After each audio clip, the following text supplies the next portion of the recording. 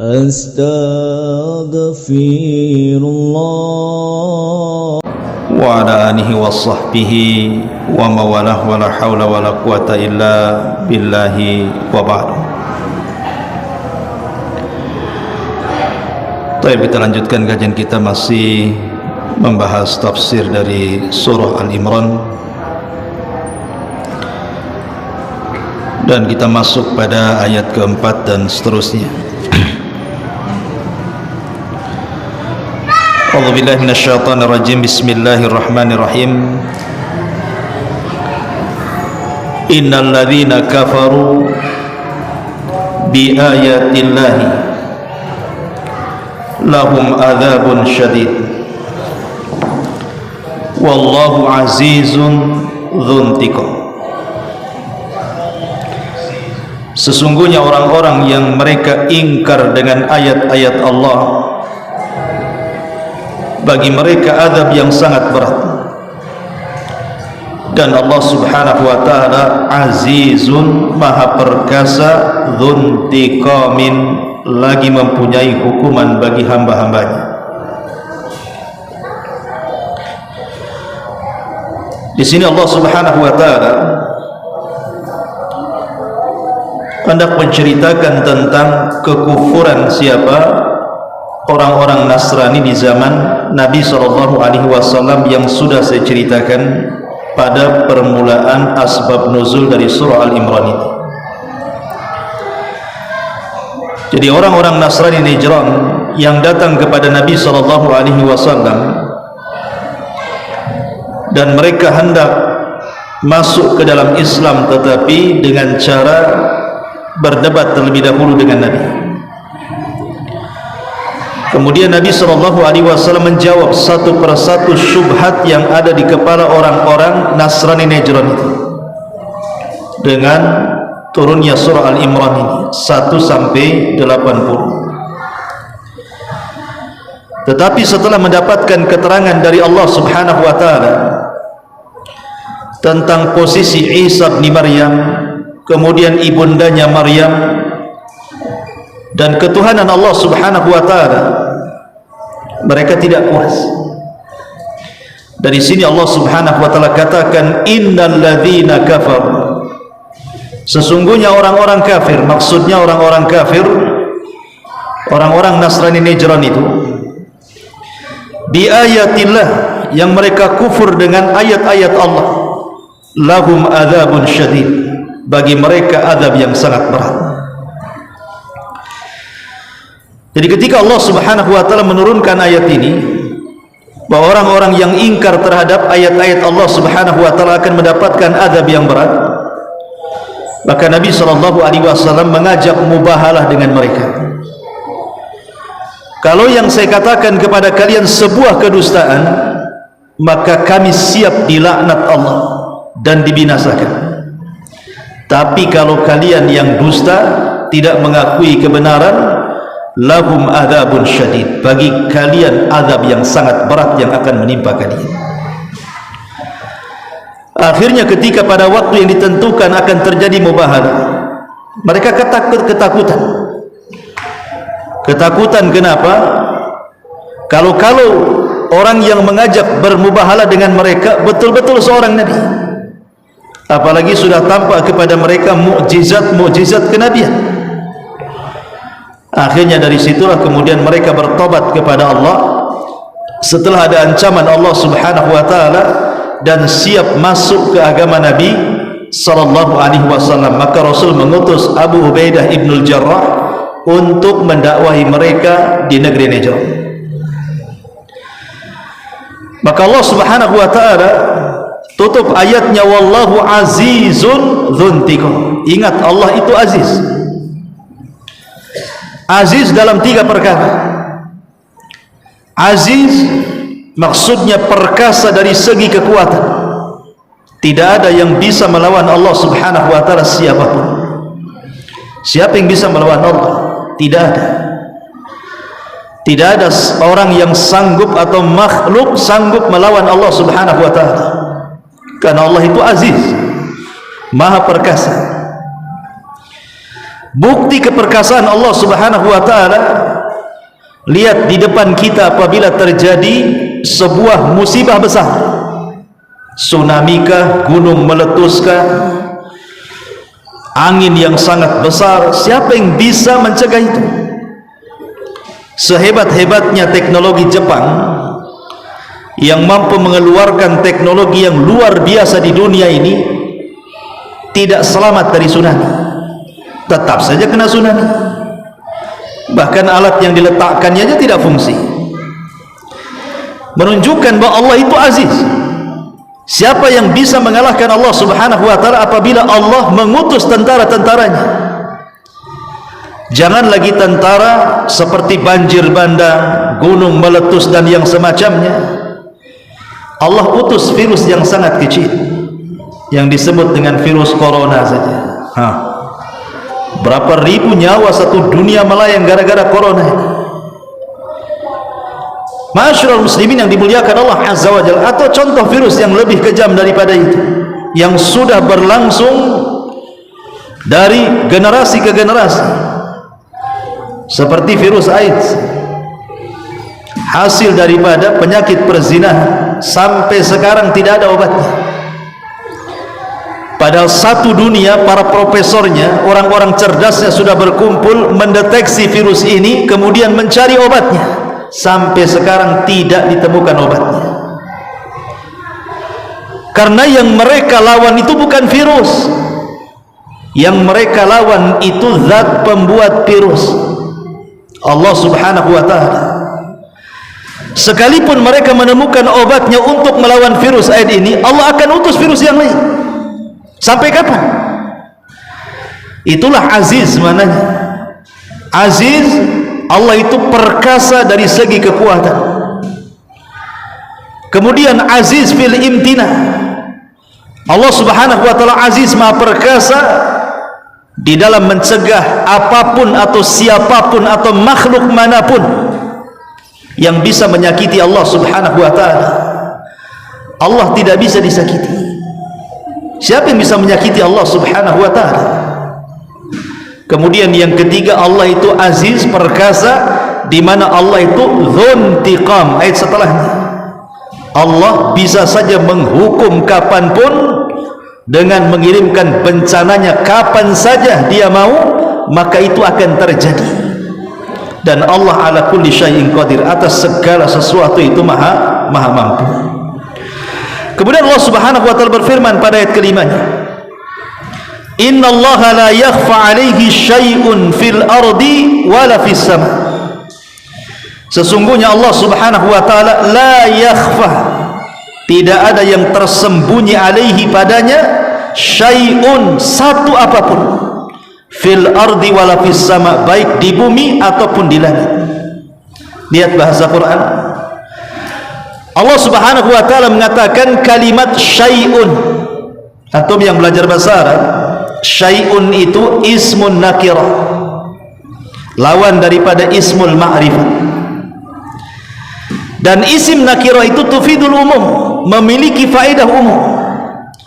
Artinya segala sesuatu, baik yang kecil ataupun yang besar, baik yang tersembunyi ataupun yang tampak, baik di langit ataupun di bumi, baik di lautan ataupun di daratan, baik di keterangan atau di kegelapan, Allah tahu, gitu maksudnya. Tidak ada yang tersembunyi bagi Allah Subhanahu wa ta'ala. Dan sini ada faedah apa? Faedah rasa takut harusnya bagi kita, jangan sampai melakukan sesuatu yang kita anggap tidak ada yang tahu, ternyata Allah tahu. Allah itu maha tahu. Sehebat apapun kita menyembunyikan sesuatu, pasti Allah tahu. Tidak ada yang tersembunyi bagi Allah Subhanahu wa ta'ala. Ada anak muda di zaman Ibrahim ibnu Adham. Ibrahim ibnu Adham seorang alim, ulama besar di zaman salaf, seorang zahid abid.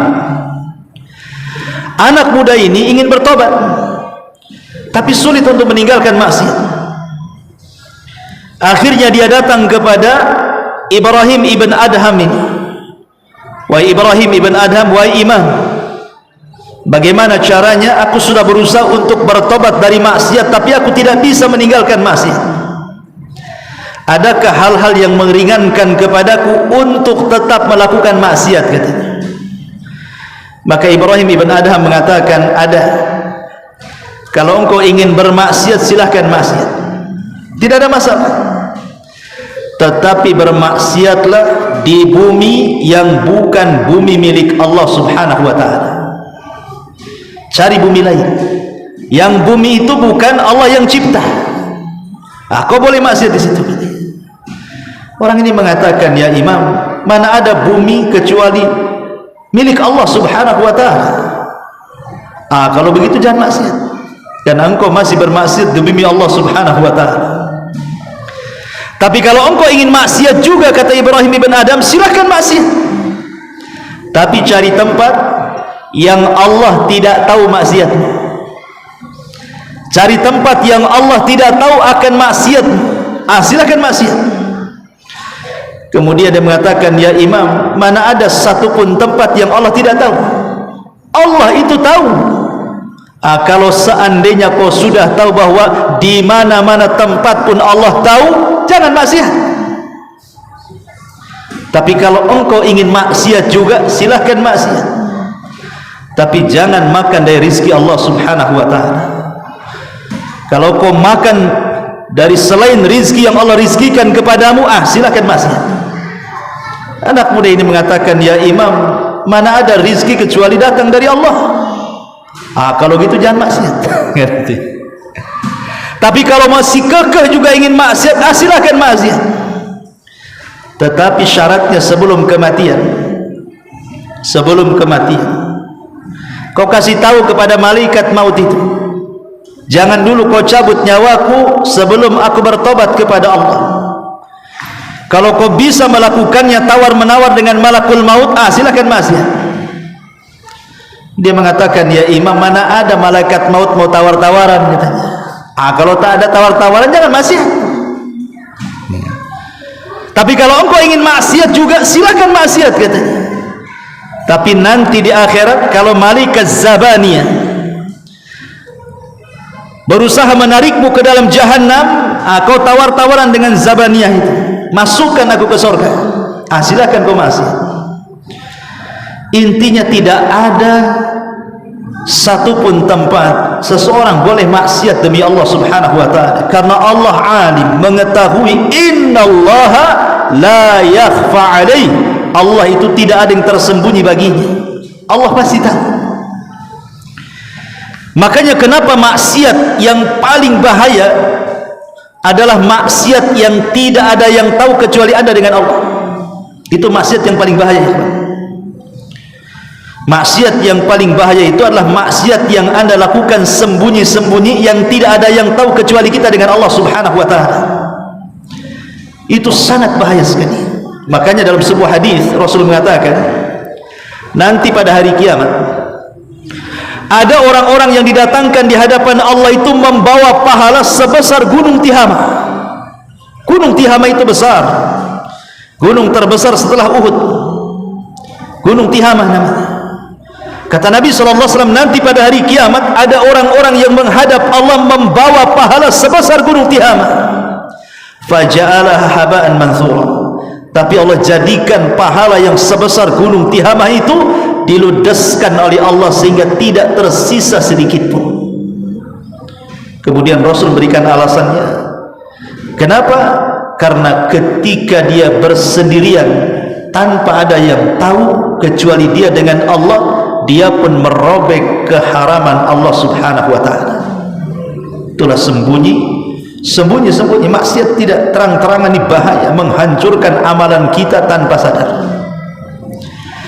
Ma'asyiral muslimin yang dimuliakan Allah azza wa jalla, Allah mengatakan, huwa alladhi yusawwirukum fil arham kaifa yasha, la ilaha illahu al-azizul hakim. Dialah yang telah yusawwirukum, membentuk kamu, fil arham, di dalam rahim orang tuamu, kaifa yasha, menurut yang dia kehendaki. La ilaha illahu, tidak ada sesembahan yang berhak disembah kecuali dia, al-azizu, yang maha perkasa, al-hakimu, yang maha bijaksana. Subhanallah. Di sini Allah mengatakan huwallazi yusawwirukum, dialah yang membentuk kamu. Allah membentuk kita ini dalam perut ibu kita itu. Terkadang ada manusia itu yang pendek, terkadang ada yang tinggi, terkadang ada yang hitam, terkadang ada yang putih, terkadang ada yang ganteng, terkadang ada yang jelek, terkadang terlahir cacat, terkadang terlahir sehat. Kemudian Allah Subhanahu wa taala tentukan rizkinya masing-masing. Ada yang lahir kaya, ada pula terlahir miskin. Itu di luar kehendak manusia, ikhwan. Perkara-perkara ini di luar kehendak manusia, sehingga tidak perlu sombong dengan kegantengan, tidak perlu kecil hati dengan keburukan. Tidak perlu sombong karena dia tinggi, tidak kecil hati pula karena dia kecil. Jangan sombong dengan kekayaan dan jangan rendah pula dengan kemiskinan. Itu bukan kehendak kita. Itu Allah Subhanahu wa taala yang menghendaki seperti itu. Dan kehendak Allah itu dibaliknya ada hikmah yang sangat besar, yang kadang-kadang kita tidak tahu, kadang-kadang kita tahu. Karena ada hamba-hamba Allah itu yang kalau Allah berikan kekayaan makin kufur dia, sebagaimana ada hamba-hamba Allah kalau dimiskinkan makin kufur dia.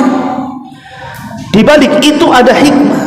Allah yang membentuk kita semuanya, dan manusia itu sebaik-baik bentuk, sehingga Allah katakan laqad khalaqnal insana fi ahsani taqwim. Sungguh manusia itu dibentuk dalam sebaik-baik bentuk. Dahulu di zaman Khalifah Ma'mun, khalifah yang terkena pemahaman Mu'tazilah, di zaman khalifah inilah imam-imam ahli sunnah banyak dibantai, bahkan dipenjarakan, bahkan mati di penjara.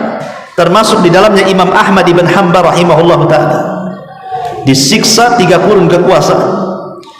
Bahkan banyak para ulama yang mati.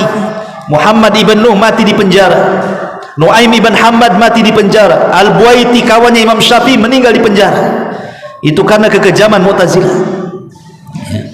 Jadi ada seorang yang bernama Abdul Aziz, seorang ulama ahli sunnah wal jamaah, ingin berdebat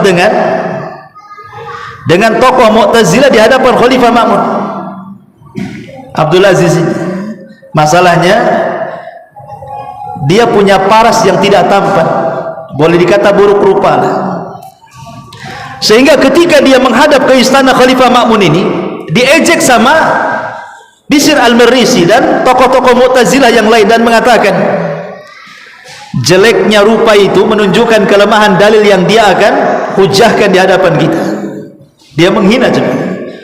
Orang-orang Mu'tazilah ini menghina dan mengatakan cukuplah jeleknya muka dia, lemahnya dalil yang dia akan kemukakan gitu. Kan kurang ajar tuh. Belum berdebat, mereka mengatakan apa? Cukuplah buruknya wajah dia menunjukkan lemahnya dalilnya gitu. Belum berdebat dah kurang ajar, menghina wajah orang. Akhirnya ulama ahli sunnah ini mengatakan di hadapan khalifah, ya khalifah, rupaku seperti ini bukan aku yang berkehendak. Kalau aku berkehendak, ketika aku di perut ibuku, aku minta wajahku seperti Nabi Yusuf, katanya. Kalau aku berkehendak meminta wajah ketika berada di perut ibuku, pasti yang aku minta jadikan aku seperti Yusuf alaihi salam, katanya. Tidak bisa, ini kuasa Allah. Seseorang tidak bisa tawar-tawaran, ini hak mutlak milik Allah. Sehingga tidak boleh orang itu mencela fisik orang, karena orang kalau mencela fisik orang itu sama dengan mencela zat yang menciptakannya. Tidak boleh haram mencela karena dia pendek, mencela karena dia tinggi, mencela karena dia hitam, mencela karena dia putih, mencela karena dia ganteng, mencela karena dia jelek. Tidak boleh mencela karena dia terlahir kurus atau terlahir gemuk. Itu urusan Allah Azza wa Jalla. Jangan antum bilang itu kayak drum saja itu, karena gemuk dibilang drum, nggak boleh. Ya, pendek dibilang apa, panjang dibilang apa. Nah, kan ada tuh istilah-istilah di masyarakat itu. Orang kurus dibilang apa, badan kayak lidi gitu ya, kayak lidi boleh. Subhanallah juga. Nggak boleh. Ya. Terutama ibu-ibu di belakang gitu kan. Ada orang pamannya kulitnya hitam, pakai baju putih pula, mulai ngomel. kulit sama baju tak serasi. Indonesia ini merah putih ini pula katanya, hitam merah, hitam apa? Hitam putih gitu.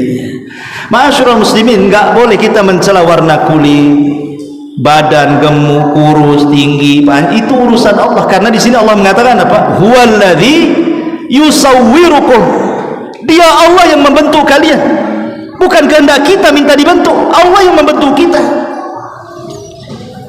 Fil arhami, ketika berada di rahim. Makanya dalam hadis Ibnu Mas'ud Al-Ansari radhiyallahu anhu, ketika Nabi SAW menceritakan tentang penciptaan manusia, proses penciptaan manusia, diawali dengan kalimat apa? Sadiqul masduq.